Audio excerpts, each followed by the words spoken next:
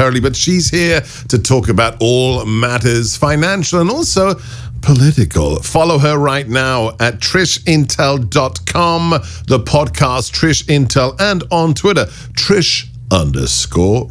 Trish, welcome back to America First. Good to talk to you, Seb. So, Diebold, I remember seeing the name Diebold. Weren't Diebold the company that... So, don't they count cash? They had like cash counting machines? Yes, they're an ATM machine. Right. Yes. And then they became Premier Election Systems. They were acquired by Dominion. Listen, I've been around this story for a while. I got to tell you, early in my career, when I was first reporting for the CBS Evening News back in 2004, it must have been May, it was spring of 2004, I did a story on none other than Diebold voting machines, which eventually became part of Dominion.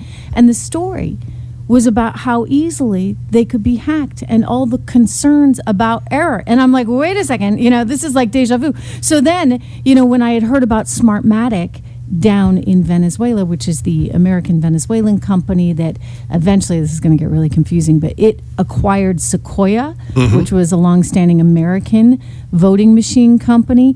That became a big deal. Democrats were really upset about that, including Carolyn Maloney of New York, who was like, wait a second, this has to go to CFIUS, which is the board that approves these foreign transactions, because we don't like the idea of, a Venezuelan company owning an American voting machine company.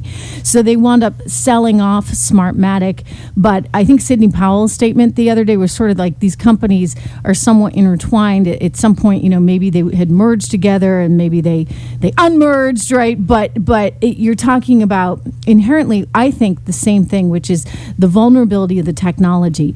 How vulnerable is it possibly to hacking? How vulnerable is it to even just human error? What I found in my reporting going all the way back to 2004 was that there were a lot of concerns about this. Now, by the way, Seb, you know that if the tables were switched right now and it was this razor thin a margin, people would be making a very big deal out of But this, Trish, right? But they did. 6 years ago, the Huffington Post wrote an article about how problematic all of these systems are. How come they're not writing it now?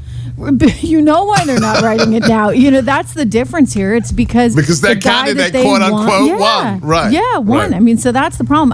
I think the questions still exist and they should be asked. And we ought to be doing absolutely everything we possibly can, right, to ensure the safety of our votes and the safety of these systems. And I've had questions for a long time. A lot of people have had a lot of questions. And this is not partisan. This is just like, wait a second, can this technology be vulnerable to certain bad actors? And what I learned way back when, again with a different company that was eventually acquired by Dominion, it could be, and I think it's been since proven by numerous computer scientists that this stuff is not foolproof. Now, you are a champion of free markets, of fair trade. We rely upon your expertise every week. And guys, if you're not listening to her podcast, if you're not watching her on YouTube, you are really missing out. It's trishintel.com. It's Trish_Regan on Twitter. And it's also the podcast Trish Intel. Trish, is it unconservative of me? Is it against free and fair trade to say, hang on, I don't want any, and I mean zero, foreign involvement in the counting of U.S. elections? I'm not, you just don't get to buy or have joint ventures. You want to be involved as a private entity in counting votes, okay, but you're going to be a U.S. company and nobody ever gets to buy you. Is that a bad reaction? Here. No, it is an absolutely spot-on, normal, natural reaction. And again, I'm all for free markets.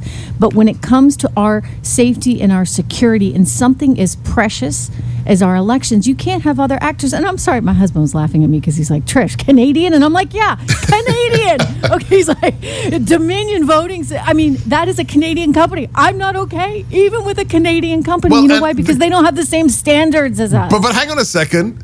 Canada doesn't even use it. If it's not good enough for them. Yeah, I know. And I think it was like originally headquartered and then they moved and this and that. But, I don't want multinational companies involved in my voting, okay? Like, I don't think that that's too much to ask. And I'm someone who's very much about free markets. But, time and place Right. And in this particular circumstance,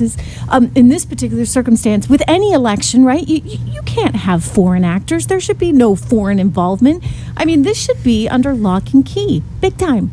Now, you're on this show, and we love having you here every week because of your acumen when it comes to markets, when it comes to the economy. But you're also an arch communicator. You were one of the best, if not the best, on Fox Business, and what you're doing now is stellar.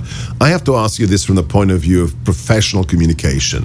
Mm-hmm. Are you satisfied with the way the campaign and the president's team are communicating in the last 2 weeks? So I think they could do a better job. Okay. And I'll tell you this because, for example, these companies, right, they're very, very confusing, and Yes. I understand. It's difficult to sort of trace their origins, etc.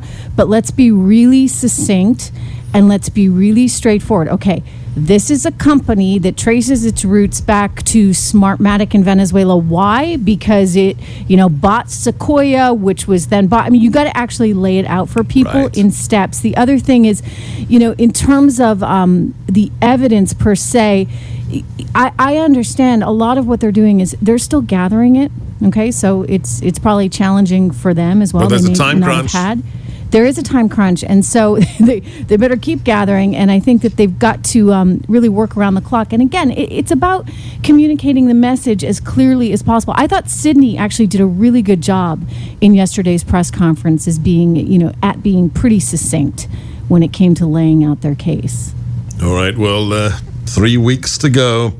And next week, numerous states will be certifying their elections, so the push is on. In the last 60 seconds, do we have anything we should note when it comes to the economy in this very strange twilight zone we're in politically? Yes. Joe Biden is out there talking the economy down. He's talking about a very dark winter. I have no doubt. If he gets in there on January 20th, we're looking at a February and a March that's going to be pretty lousy, okay? Really lousy. Why do they always give us a dark vision? Why is the left always talking about dark vision, dark winters? Because they want to get more stimulus through. I'm not kidding. Wow. I mean, this is he's like, if I just paint this gloom and doom, then maybe somebody will give me a few more bucks so I can, like Ilhan Omar wants to, just relieve rent payments, relieve mortgage payments. Student loans, yeah. Student loan payments. I mean, somebody's going to pay for my Mustang, right? The government's going to pay for the payment on my Mustang as well. Follow her right now, Trish_Regan, TrishIntel.com, also on YouTube. Get the podcast. Have a blessed weekend. We